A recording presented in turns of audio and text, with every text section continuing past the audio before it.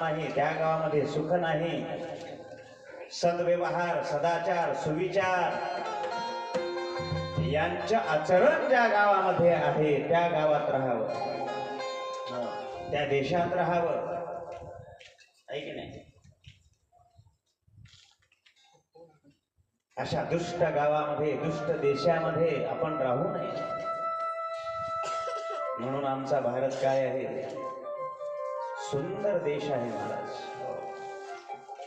ज्या ठिकाणी पवित्र अशा प्रकारची संत महात्म्यांची परंपरा आहे, शूरवीरांची परंपरा आमच्या देशाला लाभलेली आहे. म्हणून माझा देश भारत माता असं म्हणतात. आमच्या देशाला काय म्हणतात?